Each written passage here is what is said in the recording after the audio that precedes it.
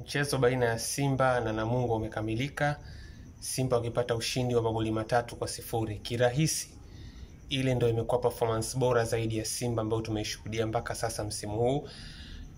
Kitu cha kwanza ambacho kimeniridhisha kuhusu performance ya Simba ni intensity yao. Yaani kabla hatujakuja kwenye muundo, kabla hatujakuja kwenye mbinu, kasi ambayo Simba walikuwa wanacheza nayo leo, kuna nyakati ilikuwa Namungo hawana majibu yoyote ambayo wangeweza kuja nayo. Yaani ilikuwa ni issue tu ya ufanisi na ukatili ambao Simba wangeweza kufanya wao wenyewe bila kupingwa kutokana na kasi ambayo walikuwa wanaitumia. Kwa hiyo hilo ndio jambo kubwa ambalo nimevutiwa nalo. Tangu msimu umeanza, kasi ya Simba kwenye mechi imekuwa ya kupanda na kushuka. Dhidi ya Namungo leo ilikuwa superb. Tuje kimfumo, tuje kwenye upande wa muundo. Simba kitu ambacho kimeimarika kwa kiasi kikubwa japo kinahitaji maboresho zaidi ni umbali baina ya mistari yao mitatu. Kwa mara ya kwanza msimu huu dhidi ya Namungo nimeona kuboreshwa kwa distance baina ya mstari wa ulinzi, mstari wa kiungo na mstari wa ushambuliaji, japo ni eneo ambalo Simba wanaweza kuboresha zaidi, na kuimarika kwao kwa hii mistari mitatu kuliwarahisishia pia hata kurudisha kwa haraka pale ambapo wanakuwa wanaupoteza mpira. Tunasema ku counter press, yani mazingira ya mistari yao kuwa karibu iliwarahisishia kwa nyakati tofauti kurudisha kwa haraka mpira dhidi ya Namungo kwenye nyakati kama hizo. Hilo la kwanza. Kingine, overloads. Kuanzia kwenye phase ya kwanza, leo Namungo bila mpira walikuwa wanazuia na watu 4 nyuma, watu 4 katikati na washambuliaji 2 mbele. Simba kwenye phase yao ya kwanza walikuwa wanaanza kufanya build up na watu 3. Kante, Rushin pamoja na Shamu Karabwa. Kwa hiyo automatically inakuwa ni 3v2 overload ya kwanza. Lakini overload ambayo mimi iliniridhisha na ilinivutia zaidi kutoka kwa Simba ni overload ambao walikuwa wanaifanya kwenye eneo la kiungo. Kwenye eneo la katikati Simba walihakikisha mechi nzima kuanzia mwanzo mpaka mwisho wana wachezaji 6 dhidi ya 5 wa Namungo. Nimebainisha hapo kwamba mstari wa kiungo wa Namungo ulikuwa na watu 4. Huyu wa 5 alikuwa anatokea wapi?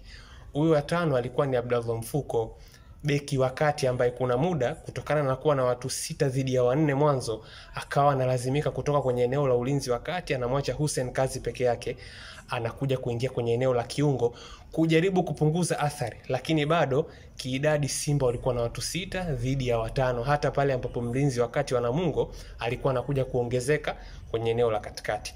Kwa hiyo overload kwenye phase ya kwanza 3 dhidi ya 2, overload kwenye phase ya katikati 6 dhidi ya 5 licha ya center back mmoja wa Namungo kuongezeka kwenye eneo la katikati. Kwa hiyo hakukuwa na namna ambayo Namungo angeweza kujibu kiufundi kile ambacho Simba walipanga kukifanya dhidi yao hii leo. Na kitu kingine ambacho kilikuwa kinaonekana kinaleta hatari mechi nzima ni kasi ambayo walikuwa wanacheza nayo watu 2, Maurice Abraham pamoja na Joshua Mutale. Yani kasi, intensity yao wakiwa na mpira mguuni.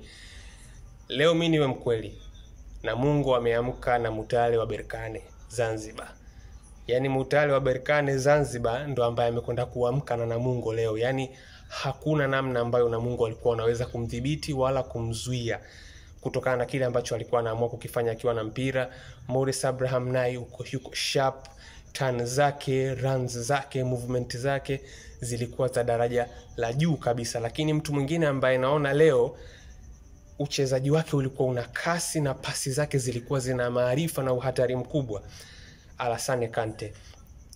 Kulikuwa kuna pasi za kupasua mistari leo alikuwa anazipiga, tena kuna muda anazipiga kwenye uharaka mkubwa kiasi kwamba ilikuwa ni ngumu kwa wapinzani kuziona, waachilia mbali kuzidhibiti. Kuona tu kwamba kuna pasi itatoka kutoka kwake kwenye eneo la chini ilikuwa ni ngumu kuidhibiti, wala sio swala ambalo linapaswa kuwa kwenye equation. Hakuna namna ulikuwa unaweza kuzidhibiti baadhi ya pasi ambazo Kante alikuwa anazipiga. Kwa hiyo nafikiri Namungo atashukuru kwamba zimesalia kuwa ni goli 3, kwa sababu kirahisi kabisa kama kuna baadhi ya nyakati kwenye open play Simba wangekuwa makini zaidi, huenda wangefunga zaidi ya goli ambazo tumeziona usiku wa leo. Kwa hiyo performance bora zaidi kutoka kwa Simba mpaka sasa.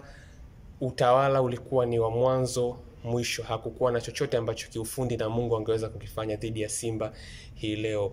Wanatakiwa kuanzia hapa kwenda mbele.